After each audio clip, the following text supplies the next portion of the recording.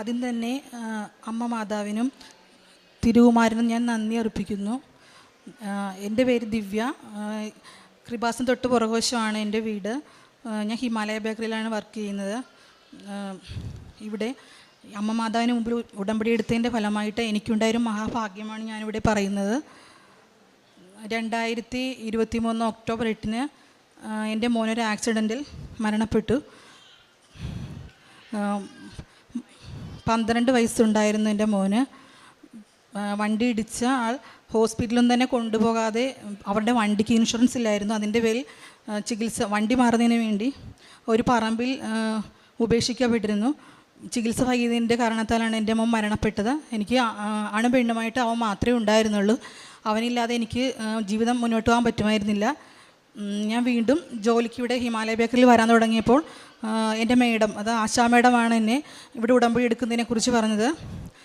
പിന്നെ ഇവിടെയുള്ള ഒരുപാട് സഹപ്രവർത്തകരും ഇതിനെക്കുറിച്ച് എന്നോട് പറയുകയുണ്ടായി. എനിക്ക് എന്താണെന്നൊന്നും അതിനെക്കുറിച്ചൊന്നും അറിയത്തില്ലായിരുന്നു.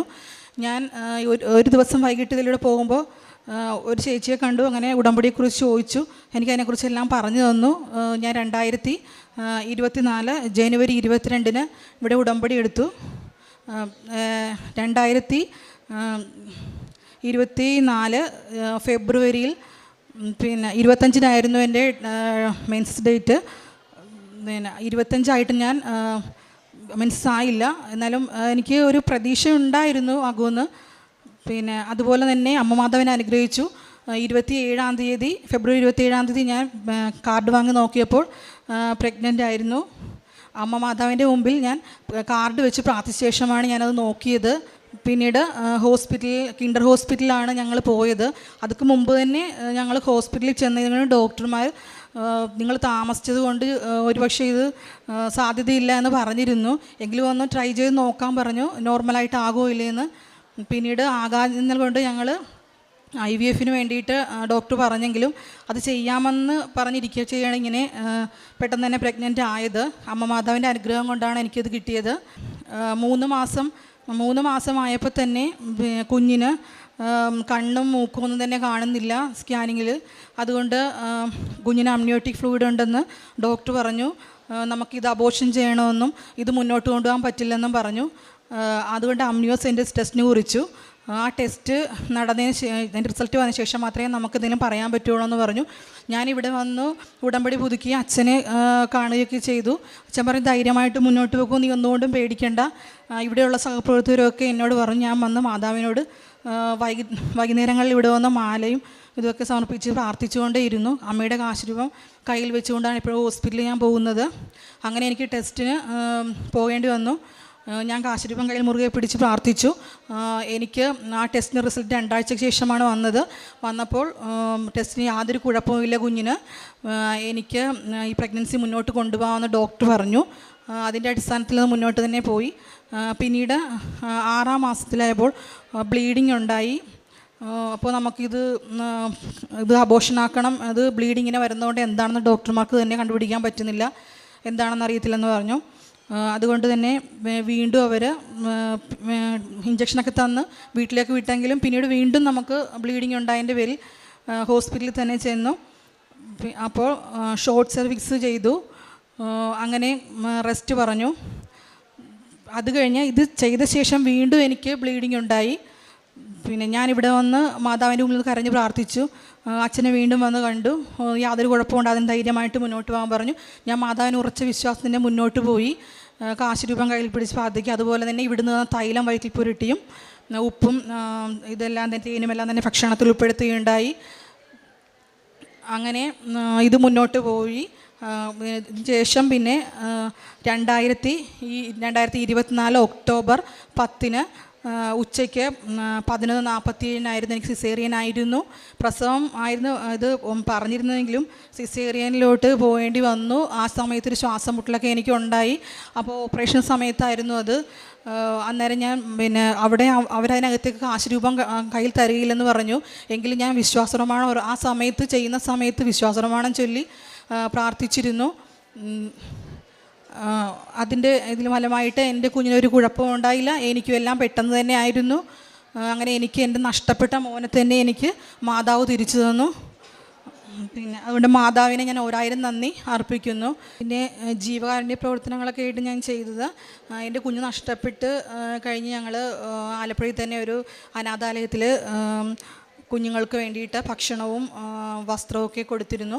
പിന്നെ എൻ്റെ ഒരു കൂട്ടുകാരിക്ക് വീട്ടിൽ വലിയ നിവൃത്തിയൊന്നുമില്ലാത്തതായിരുന്നു. അവരുടെ മോന് വേണ്ടിയിട്ടാണെങ്കിൽ ഞാൻ ഇതൊക്കെ കൊടുത്ത് ഡ്രസ്സും കാര്യങ്ങളുമൊക്കെ പഠിക്കുന്ന പഠന ഉപകരണങ്ങളെല്ലാം തന്നെ കൊടുത്തു. പിന്നെ നമ്മുടെ ഇവിടെ ഭിക്ഷയാചിക്കുന്ന മിക്കവർക്കും ഞാൻ അവർക്ക് വേണ്ട സഹായങ്ങൾ ചെയ്തു. പിന്നെ എൻ്റെ മോൻ്റെ മരിച്ച 1 വർഷമായിരുന്നു. അന്ന് ഒരു 10 പേർക്ക് പിന്നെ ഉച്ചഭക്ഷണം ഞാൻ കൊടുത്തു. അങ്ങനെയുള്ള ജീവകാരുണ്യ പ്രവർത്തനങ്ങളൊക്കെയാണ് ഞാൻ ചെയ്തത്. ഒരിക്കൽ കൂടി അമ്മ മാതാവിനും തിരുകുമാരനും ഞാൻ നന്ദി അർപ്പിക്കുന്നു. ലൂക്കായുടെ വിശുദ്ധ സുവിശേഷം 2:10 തിരുവചനങ്ങൾ അരുളി ചെയ്യുന്നുണ്ട്.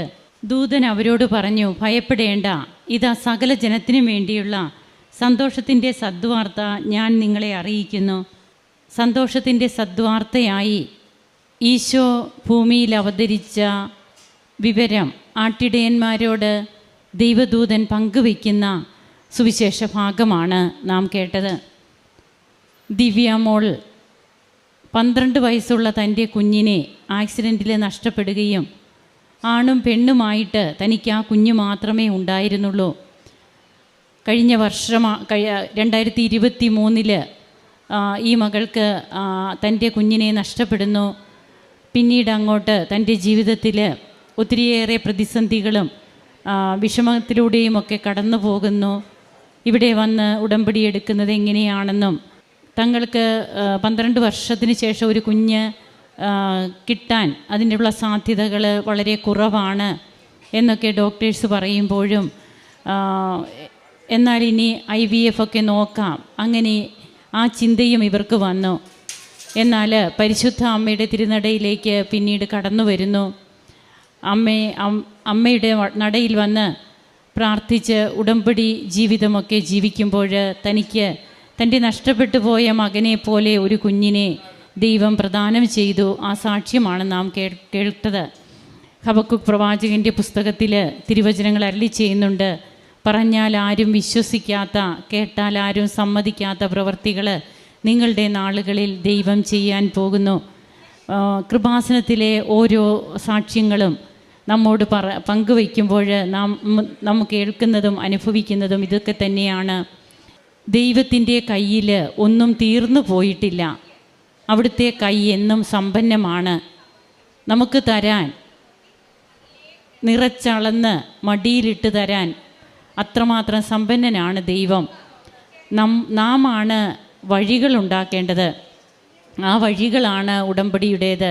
നമ്മുടെ ജീവിതത്തിൽ നാം ചെയ്യേണ്ട സൽപ്രവൃത്തികൾ, അതുപോലെ ദൈവത്തിന് 1-ാം സ്ഥാനം കൊടുത്തുകൊണ്ടുള്ള നമ്മുടെ പ്രാർത്ഥനാ ജീവിതം, മറ്റുള്ളവരെ പരിഗണിക്കുന്ന, അവരെയും കൂടി ദൈവസ്നേഹത്തോടെ ദർശിക്കുന്ന രീതിയിലുള്ള പെരുമാറ്റങ്ങൾ, ഇങ്ങനെയൊക്കെ നമ്മുടെ ജീവിതത്തിൽ നാം ദൈവത്തിന് പ്രവർത്തിക്കുവാനായിട്ട് ഇടം കൊടുക്കുമ്പോൾ ഒരിക്കലും നടക്കില്ലാത്ത കാര്യങ്ങൾ വൈദ്യശാസ്ത്രം എഴുതി തള്ളുന്നത് വരെയും നടക്കുമെന്നുള്ളത് എത്രയോ സാക്ഷ്യങ്ങൾ, 10,000-കണക്കിന് സാക്ഷ്യങ്ങളാണ് നമുക്ക് യൂട്യൂബിലുള്ളത്. അപ്പോൾ അതിൻ്റെ കൂടെ ഒന്നുകൂടെ ചേർക്കപ്പെടുന്നു. അതാണ് ദിവ്യയുടെ സാക്ഷ്യം പങ്കുവയ്ക്കുമ്പോൾ നമുക്ക് മനസ്സിലാവുക. അങ്ങനെ തൻ്റെ ജീവിതത്തിൽ തനിക്ക് നഷ്ടപ്പെട്ട, തൻ്റെ തീരാ ദുഃഖത്തിൽ താനായിരിക്കുന്ന ആ അവസ്ഥയിൽ നിന്ന് തന്നെ കൈപിടിച്ചുയർത്തിയ സജീവ ദൈവത്തെ ഈ മകള് ഏറ്റുപറയുകയാണ്. അങ്ങനെ കൃപാസനത്തിനോടടുത്ത് ജീവിച്ചിട്ടും കൃപാസനത്തിലേക്ക് ഇതിനു മുൻപ് വന്നിരുന്നില്ല. എന്നാൽ തൻ്റെ ഈ ജീവിത ദുഃഖം ഈ മകളെ അമ്മയുടെ അടുത്തേക്ക് കൊണ്ടുവന്നു. ഇന്ന് തൻ്റെ കുഞ്ഞുമായിട്ട് ഇവിടെ വന്നു നിന്ന് സാക്ഷ്യം പങ്കുവയ്ക്കുമ്പോൾ തീർച്ചയായും ദൈവം എത്രമാത്രം കരുതലും സ്നേഹവാനുമാണെന്ന് ഒരിക്കൽ കൂടി ജനസമക്ഷം പ്രഘോഷിക്കപ്പെടുന്നു. നമുക്കും കരങ്ങളടിച്ച് ദൈവത്തെ ആരാധിക്കാം. യേശുവേ നന്ദി, യേശുവേ സ്തുതി, യേശുവേ ആരാധന. അത്യപൂർവ ദൈവാനുഭവങ്ങൾ ഇനി നിങ്ങൾക്കും സ്വന്തം. ഈ യൂട്യൂബ് ചാനൽ ഇതുവരെ സബ്സ്ക്രൈബ് ചെയ്തിട്ടില്ലെങ്കിൽ ഇപ്പോൾ തന്നെ സബ്സ്ക്രൈബ് ചെയ്യുക. ഈ വീഡിയോ ഇപ്പോൾ തന്നെ നിങ്ങളുടെ സുഹൃത്തുക്കൾക്ക് ഷെയർ ചെയ്തുകൊണ്ട് കർത്താവിൻ്റെ പ്രേക്ഷിതരാകുക.